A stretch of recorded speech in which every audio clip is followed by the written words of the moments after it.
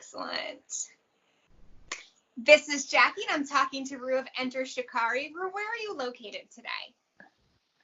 I am in my home, obviously, isolating in London, England. What is the self-isolation situation like in England? When did it start? How long have you been going for? Oh, God, when did it start? 3 years ago, it seems. I've sort of lost all track of time.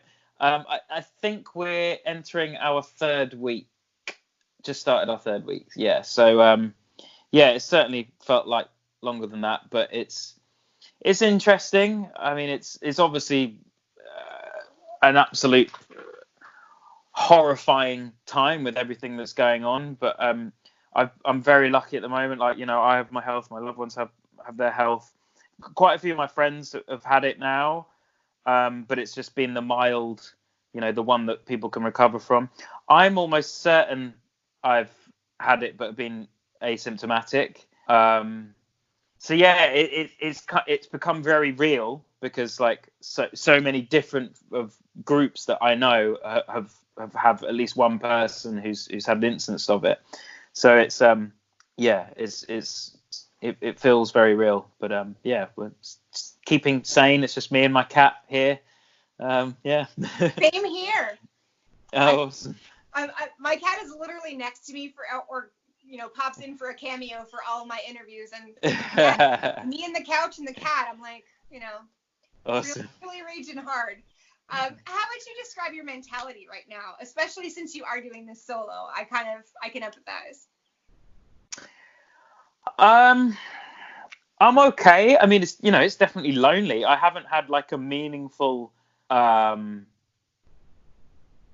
what would you call it? Like experience, a meaningful conversation or anything like that with another human in physical form for like a week and a half now. Like a lot of like my parents and a lot of my family live outside of London, so I can't really go back there. So it's odd. It's definitely odd. Like I'm lucky to have a lot of work on, so I'm able to keep really busy. Like a lot of my friends, sort of their main complaint is that they're bored. When I would love to be in their shoes right now because I'm super busy trying to find ways to promote our album now that all of basically our whole plan has been cancelled. So yeah, I am busy, which obviously always helps, but I am being very conscious about my mental health, and like I'm doing lots of yoga. Like yoga and meditation is really important for me, just being mindful, and putting aside time to relax. And the big thing for me is staying off Twitter as well, because I'm one of those people who wants to know everything, every little detail about the virus, wants to know how every part of the world is doing and what we're learning and everything. So it's but you obviously have to balance that because sometimes you can work yourself up into the right state. So. Oh yes, you can. Yeah, I watch the local news once a day, then I'm done because it can be too much. You mentioned your new album, Nothing is True and Everything is Possible, comes out April 17th. That really has to be and I've spoken to many bands lately that are in the similar position where it's like, this is when it needs to come out, or this is when we said it was going to come out. So do we hold off or do we just let it go? And a lot of bands are like, let's just put it out there. How are you connecting with fans right now to talk about new music? Well, yeah, I think it's important that art in general doesn't dry up. Like obviously this album and every band who's supposed to be releasing an album around now has got a really difficult decision to make, because your album is not going to travel it's not going to have the reach that it would have if we've had to cancel a whole month of shows. We had 2 weeks here in the UK. We were going to do a release show in New York, do loads of press out there and stuff. So we've lost a lot of exposure, so our album isn't going to do as well. But I almost think that we sort of as bands, as artists, we owe it to our audiences to keep the flow of new art forms and positivity and escapism or comfort, whatever you want to call it. Like art is, if the world is a massive building site with, it's noisy, it's dangerous, then art is the hard hat. It kind of keeps us grounded, keeps us feeling safe. It gives us a relative degree of comfort. So yeah, we thought it was just important to continue as normal, and then we'll just promote it as best we can. And we're obviously going to rely on our audience to word of mouth. It's pretty old school. It's going to be DIY, but yeah, we're just going forward as we can. I'm going to start doing live streams this week. Finally got around to practicing enough of my acoustic little solo performance to be able to do it with a relative degree of confidence. So yeah, just doing what we can, really. Nice. I really like that metaphor about music being the hard hat. I'm going to keep that in mind, so I appreciate that. How is the new album an evolution from like Take to the Skies, if we're talking about a real big swath of Enter Shikari? Well, there was actually like a considered decision to have this album slightly like rearward looking, I guess. Like, so a few years ago, I wrote a lyric book. So it had all of our lyrics of every song that we'd released, and with an essay basically explaining the meaning behind the lyrics and the influences and everything. And that was the first time for a band that is sort of prides themselves on being very progressive, really, and always forward looking. That was the first time that I'd like stopped and looked at the journey that we'd made, and I had to do loads of research to work out what some of the songs, what I was talking about, because I couldn't remember. Like Take to the Skies, 2007, that's a long time ago. But what it did is it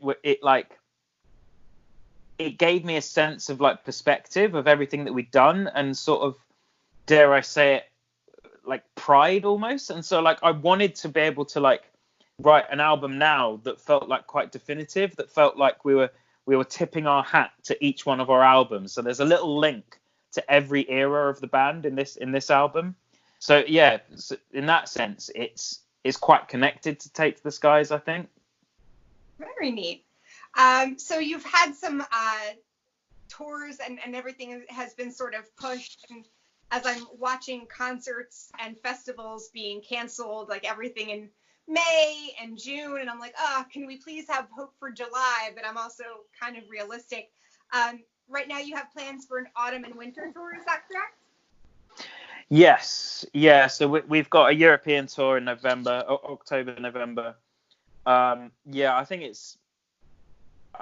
it looks like, unless we have a vaccine or widespread testing, that will be in some form of a lockdown until 2021, really, the start of 2021. So what will happen is we'll keep relaxing the lockdown in certain ways. Like I think Finland has basically just started, so they're reopening nurseries again, and then it'll be schools the next week, and they'll just go slowly. And what will happen is you'll see the rise in cases again, and then they'll go, okay, back down to lockdown, and they'll come down, and so we'll just be hovering in and out of lockdown throughout the year. That's one. There's basically some papers that were just released last week that was predicting, all the models that they use in epidemiology was predicting that. So that could be a way that things happen. So then maybe some tours will get to go ahead if your window works out in a lucky area where we're out of lockdown. Maybe not. Like so it's just we just thought, okay, we're going to put ours on sale as normal. If we have to postpone, we have to postpone, but let's hope not. And if that is the case, then we've all got something to look forward to. Where's the first place you're going to go when they say, all right, we're good? Because I'm just like, there's so many places. I don't really know where I'm going to go first. That's a really good question. Yeah. I think one of the main things I'm missing is just like restaurants and eating out. Like, even just like fast food, like I'm having to cook every day, and I love cooking. Like I genuinely love it, but like, oh my God, like I'm so exhausted. I just want to be able to like go out and have a drink and have a nice meal, and like, so I'm looking forward to that. I mean, there's loads of cool places. I'm have a majority plant-based diet. So there's like loads of cool like vegan places around here that I'm really starting to miss. Like, you know, so that's probably the first thing I'm going to do. Have some nice food. Having a beer out in like public sounds like the simplest thing, but like the best thing in the world, right? Yeah. Stranger, I'm fine with that. What about these weird times gives you hope?